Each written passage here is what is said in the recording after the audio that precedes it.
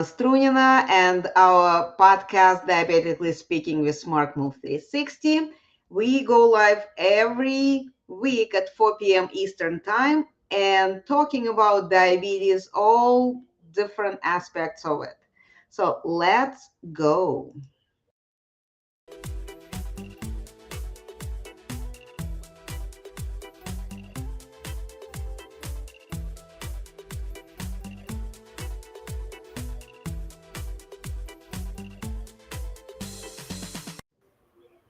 All right. Hello again. This is Irina Strunina. We welcome everyone who just discovered us and also welcome back to those who are following us. We are on the air already over a year. We have quite a few episodes out here. And today I have a very special guest, Jamie.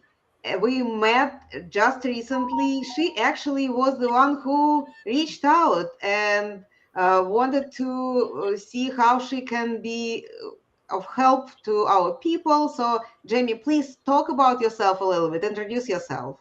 Sure. My name is Jamie Brigham. I'm from Glendale, Arizona. I'm actually a native from Arizona, so you don't meet many of us because it is very hot here in the summertime. So not a lot of people stay here. But I am a native. I am married. I have 8 children. Most of them are grown adults. So my oldest is 27. My youngest is turning 16. Um, I am a retired executive. I spent many, many years at corporate America. My last job as an executive, I was a chief operations officer, overseeing 12 multi-million dollar companies. I decided to leave that and pursue a career in functional nutrition, mobility specialist, and neurotraining. So currently, I actually do functional nutrition. I take on clients with traumatic brain injuries, type 2 diabetes, individuals with autism, just the whole kind of anyone who wants to work with me and get a better understanding of nutrition. I'll take the time out and work with them. Um, I also do personal training at a local gym here in the Glendale area. And most of the clients that I work with are recovering either from cancer diagnosis, stroke, a lot of the older community, because I specialize in mobility, strength, and movement. I usually get those types of clients. So, my practice is very empathy based. So, I make sure that I'm focusing on the whole person, not just a diagnosis. I don't think that people are their diagnosis. Mm-hmm. So I like to be able to support them in whatever area that they need support in. So even if it's outside of the nutrition realm, Mm-hmm. I try and give as much support as I can to individuals who need it. And it doesn't matter if they're 10 years old or 90 years old. If you need my help, I'm there. Excellent. Thank you, Jamie. And this is something that is what I said. She reached out to us, to admins in our group, Diabetes 101 for Beginners, and offered help, which is not often happens. Sometimes we have to actually pick up the people from the group, and she did that herself, which is great. And with this experience of taking care of this big family, I think you bringing some extra knowledge to this conversation that we have. This month we are talking about caregivers, caregiving, and support that people need and how they can get and ask and all these important topics. And as you mentioned, health and wellness is not only nutrition or the exercises, right? It's all around. It's a 360 approach, and this is the name for my company, SmartMove360, because we do need to move, but we need to move at, in every direction, Mhm. somehow moving up to the better ourselves, right? Yes. So with that, I wanted to ask to start conversation with a very simple question, which is why in managing diabetes it is so important to have a support system. Um, just from my experience alone and dealing with, my mom who had type 2 diabetes and cancer and COPD and things like that. It's important to have the support system because you do need people to talk to. You need people to share in the experience. I think a lot of times people feel alone, like they're the only ones going through it. Nobody really Mhm. understands, kind of thing. So it's nice to have a community to come around you and give you any of the support. I woke up and my blood sugar is, this number. What do I do? Is there a test I can take to find, if maybe I'm having sensitivities to food, or what's the best kind of exercises I could do, because we know how important movement is, Yes. when we're trying to, deal with any type of, autoimmune, any type of illness. Movement is really key. But it's important to have people around you. And not only you just want to feel loved and supported. Yes, yes, definitely. And it's actually brings up this topic about caregivers. Um, Mhm. in your experience, how caregivers can help, can contribute someone with diabetes, in this case, to get better, to improve their condition. Well, I think caregivers, they kind of have an insight on what you're going through. And Mhm. let's just say you're really not feeling like getting up and getting outside. Well, your caregiver, can really encourage that individual. Let's just go stand outside for a few minutes. Let's just take a walk around the block, or that kind of thing, or let's get out and go see a movie. Something like that, to get the other person kind of engaging with life. I think a lot of times people tend to shut down and withdraw. And caregivers, they play a really important part in, showing the love, showing the support. The caregivers oftentimes will educate themselves on what the individual is going through, so then, they can give insight. I know with me, when my mom was sick, I started going through and learning about type 2 diabetes and learning about, her COPD, and just trying to help any way I could to support her. Mhm.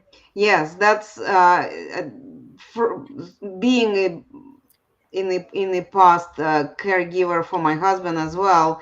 I do remember that very often caregivers don't go to doctor's visits. So whatever happened in the doctor's at the doctor's appointment, uh, those who taking care of their family members, I don't know, the spouse or the kids or the parents, they don't know until the person who went to doctor will decide to share. And Mhm. unfortunately, we cannot read the minds and we cannot really guess what was it. And I know that in our family, in our situation, it was very often it was, how was your blood sugar this time? Oh, it got better. How much? Yeah. What the number?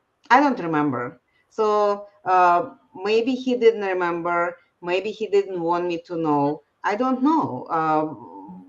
I would not really torture the person if the person said I don't remember. How would I know what is the case? And sometimes this is what happening with in relationships between the person with diagnosis and person who is helping, trying to help, right? Right. To we kind of floating in the guessing zone without really the data. Mhm. So do you find that actually the communication skills are very helpful in this situation? Oh, absolutely. Yeah. I think it's important, for caregivers, if they're there to take care of the individual, they really need to have access to the whole picture.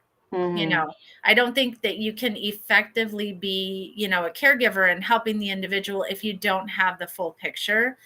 My mom was a very private woman, so she really didn't share a lot in the beginning. So after a few times of her ending up in the hospital, all of us, she had four of us. Mm-hmm. We basically said enough is enough. And so one of us was always at a doctor's appointment with her. Yes. She just didn't go at it alone. And I think that made her feel a lot better because, you know, if she forgot to ask a question or maybe she Yes. was confused but didn't want to say that she was confused, we could ask the question. Um, Yes. and it's really important too as a caregiver to educate yourself on, the illness, what's going on with the person. And, when these individuals have these illnesses, it's different for everybody. Not everyone is going to have the same symptoms, the same response, that kind of thing. So it's really important to, have that knowledge and, not that it's not cookie cutter. It's not a one Yes. size fits all. Um, and I think a lot of times we're like, well, let's just give them a pill and it'll make them better. Or, well, Jane Smith went through it and this was her, thing. I don't understand why what you're going through is any different, Mm-hmm. So I think it's important that we educate ourselves, that we stay in communication with the person that we're taking care of, and also make sure that we're being empathetic and we're Yes. being understanding. Um, and not, we don't want to be judgmental and we don't want to make the person feel bad, Mm-hmm. or that they're doing something wrong because they Yes. got sick, kind of thing. I always say that, you have your judge and jury. I don't need to be the judge and jury. I just need to be here to love you and support you and help you in whatever way I can. Um, Mm-hmm. and and I know with my mom, she really appreciated that. She didn't want to feel like she was doing something wrong, and Yes. she certainly didn't want her children, wagging our finger at her because, Uh-huh. she went and had a coffee and a donut or whatever kind of thing. So, Yes. Well, you see, this is something that unfortunately we all finding ourselves in this situation. There is so much information that we are not given, we were not presented with. And a lot of times I see in our Facebook group, people are saying, I did it. This is my fault. I'm ashamed. I mhm, cannot say it to my family, friends, or whatever because this is all my fault. And this is not exactly truth. I don't think anyone knowing that they are putting themselves into this difficult situation, into these hard right. feelings, will continue doing that. But we all feel that we never die and nothing will happen to us. And if we're not given this information, how would we know? Hmm. So this is something that I personally find that is important to repeat to everyone in a group and the people who have the whatever diagnosis they have, Hmm. that unless you really picked up the speed and ran into the wall knowing what you are doing, otherwise, unfortunately the manufacturers and different commercials are doing their job very Yeah. well. We listen, we hear, and trying and getting addicted in a way. Yeah, and there is a lot of misinformation out there. Yes. And there are a lot of people who have good intentions. And so they share their experience or what they feel like is good information. And really, it isn't. So it goes back to, it depends on the person. It depends on what that person is willing to do for Mm-hmm. their illness. Like you said, there is a lot of guilt and shame and, oh, it's my fault. I'm just a horrible person. And it's really important to remind individuals to give themselves a little grace.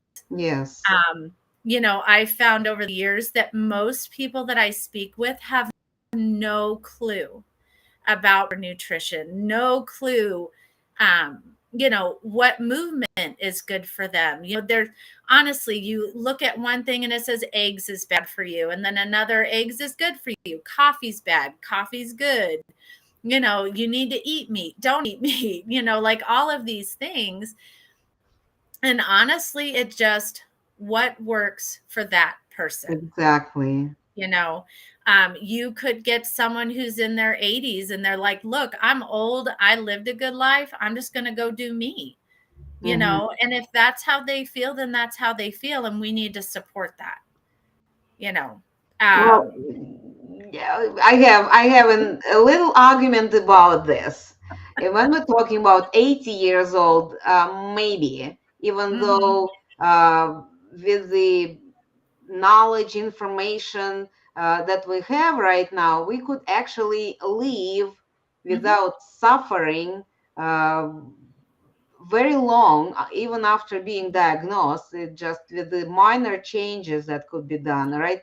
But I hear the same thing from 28 years old, from 35 right. years old. And Mhm. my point here is they got to remember that nobody is living alone. There, we are Mhm. not living in a cave or in a desert, right? We are Right. surrounded by people, and usually there are few people who like us and may even love us. And when you are suffering, Yep. they also suffering with you. Right. Like I have my 27-year-old son is pre-diabetic. Hmm. He's overweight and he's, bigger. He's almost 6 foot. He's about 300 pounds, but his diet is terrible.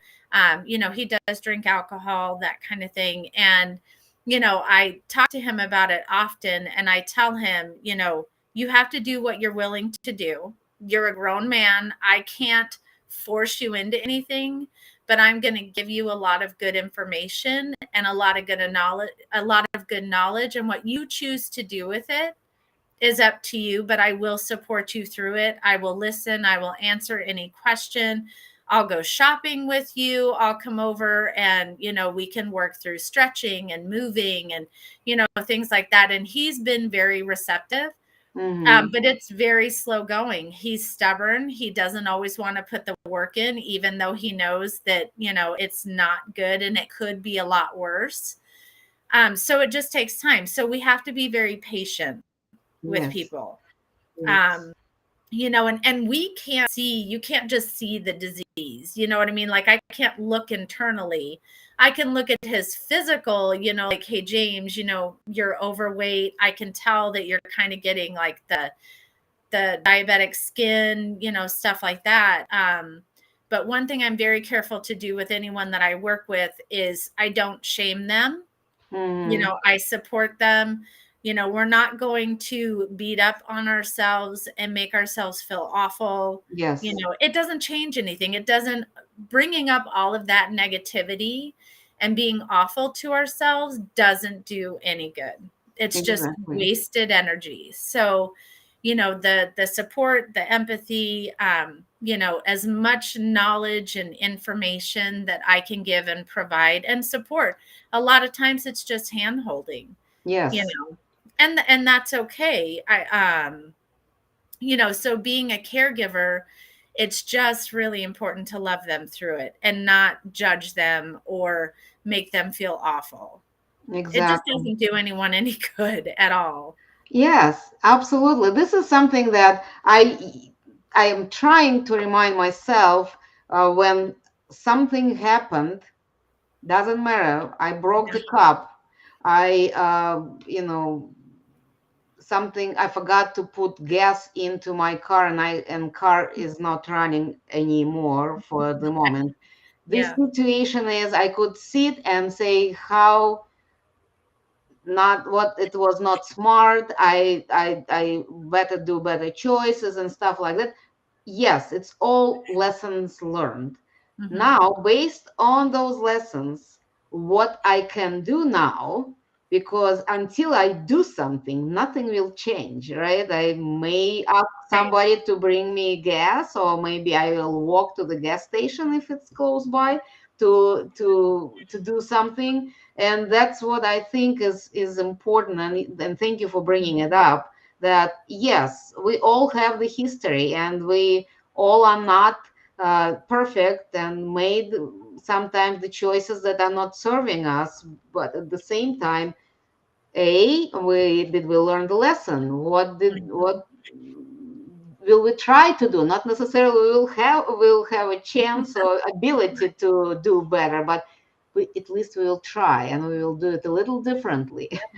Oh yeah, it's all in how we move forward. After, whatever it is, okay, you get a type 2 diabetes diagnosis. Okay, Hmm. so instead of focusing on all the bad of it, okay, how are we going to move forward? Yes, How? Because it's reversible. So what do I need to do to, reverse this yes, diagnosis? And then how do I move forward from there and having a healthy lifestyle so it doesn't happen again? exactly. And then also teaching younger people, hey, this is something that I went through. So let's talk about this. Let me just give you these little nuggets of information and you do as you wish, Hmm. but know that every choice you make is going to have a consequence, whether it's good or bad. So you Yes, decide, you know, how you're going to handle it. But, it just, how you move forward is really important, how you move forward from these situations. I'm a very positive person. I don't sit in the negative. So, if someone comes to me and they're like, "Oh my god, I have this diagnosis," like my family, I'm like, "Okay, great. Okay, not great that you have the diagnosis, but okay, how do we move forward? Let's now not when we sit." have this information, now we Yeah. actually armed with information. We're not Yes. guessing Yeah. anymore. Mhm. And I always say, "Do you want my advice? Would you like me to help you?" Like, I have all of this, training and knowledge, but I have love and I have empathy and support. And whatever you need, if I need to show up at a doctor's appointment, if you need me just to come and sit with you, or you feel like eating an entire chocolate cake because you're feeling a little down, let's have a conversation before you put fork to cake, Uh-huh. and eat the whole thing. Let's, talk about it, maybe go for a walk. So, back to caregiving, Mm-hmm. anyone that is in our circle, anyone that we're helping, taking care of, loving, if it's a family member, a friend, a neighbor, whatever, someone at church, we need to be able to just be loving and supportive and empathetic. And, okay, I don't have an answer to your question. Let's go find the answer to your question. Yes. Let's do it together. Yes. Mhm. Definitely. I Yeah. love everything you're saying. So thank you for sharing Oh, this. sure. I have one last question that I usually ask at the end. What would be your one recommendation, suggestion for caregivers for in their communication, how they could be more effective in helping people with diagnosis with diabetes? Um, I think the one recommendation is to be a really good listener, Mm-hmm. not a fixer, but a listener. Yeah. So a lot of times people just want to be heard. They don't need um, they don't need a bunch of stuff thrown at them. They just need an empathetic ear to sit and listen and hold their hand, be there, support them, but they don't need us to jump in and let's just fix it. Because I'm a fixer, so I have to dial that back. If you come to me with a situation, a problem, whatever, I want to just get in there and solve the puzzle and get it done. So Yes. I think, the biggest thing that I could tell people is just listen, spend time, enjoy the moments together, you know. I think that's most important. Excellent. This is a great recommendation, and it's definitely truth. Very often, we have these situations when Mhm. our supporters, our caregivers, our helpers, they are ready to jump on and Yeah. do things for us. But this is not sometimes I don't need anyone to jump and do things for me. I just need to vent Yeah. or think out loud. Yeah. Uh, that's something that we as people need to do anyways. Mhm. Well, Jamie, what would be the best way to connect with you for people if they want to talk with you more and kick the ideas and stuff? Sure. So they can email me at thebighamnutrition@gmail.com. They could search for me on Instagram. My handle is Jamie Marie Brigham. There's a picture of me with an apple, so you know it's me. And then on Facebook, it's Jamie Gaston hyphen Brigham. So All right. You are a yeah, they member can of reach out our to me group. anyway. Huh? Yeah, you are the member of our Facebook group, so I Diabetes am. 101 for Beginners. Yeah. So Yep. people Through could, the Facebook group. Absolutely. So, I mean, any question, any comments, just send them my way and I will be happy to get in touch. all right. Okay, thank you. So please don't leave yet. Let me do some announcements, and we that will end up our meeting today. So first of all, I wanted to say that in our Facebook group, Diabetes 101 for Beginners, we have a week full of events, and every day we have something happening. So the first on Mondays we have Monica Henderson, our agent of change, going with little motivational talk and trying to inspire people to stay on track and keep working. And even if you hit the plateau, it's still you should keep doing that. So on Tuesdays, we usually have our Telenurse Tuesday event, which is our nurses on call. They collect the comments with questions in a group, and at 7 p.m. Eastern Time, they go online and they answer your questions, and that should help you making decisions about your care plan, interpreting your doctor's orders and recommendations. All right. Every other Wednesdays, we have support group meetings. This is when our members and our healthcare providers and experts are getting together. I wouldn't say that we have a lot of experts every time, but we usually have one or two experts on different topics. So you could come with your questions, with your challenges, or maybe just to see people and listen to their stories, whatever works better for you. Please join us on our support group meetings. On Thursdays at 4 p.m. Eastern Time, we have this podcast, Diabetically Speaking with SmartMove360, when we have, again, experts coming and talking about diabetes. And by the way, every last Thursday, we're talking about Thursday, every last Thursday of the month, we have a diabetic warrior special edition. Somebody who lives with diabetes comes and speaks with me about discusses with me the life with diabetes and what do they do and how is their story is turning. And on Fridays we have our energetic Trevor Brown bringing us Fitness Fridays when he shows some exercises and talks about nutrition because he is also a nutrition coach.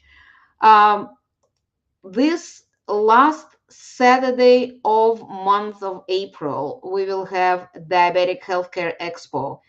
Again, we are inviting experts and healthcare providers to show up and talk about different aspects of life with diabetes and how you can manage it in a better way.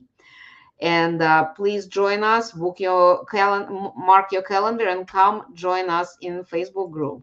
And again, the last thing I wanted to say that I want today's Thursday, I'm saying thank you to our supporting companies Mink Life Motivation, On Balance Entertainment, Life-Based Solutions, and Empower People That Care. These are the companies, these are the groups of people who are helping me bring you every week this podcast and all other events that we have happening in the Facebook group. With that, I would like thank Jamie for coming with me today to this podcast and sharing your story and your experience and your suggestions and ideas. I really appreciate your time and your knowledge. Thank you. Thank you. Thank you for having me. I really appreciate it. This was fun. Thanks. Thank you. Thank you, Jamie. All right. And until next Thursday, everybody have a good rest of your week.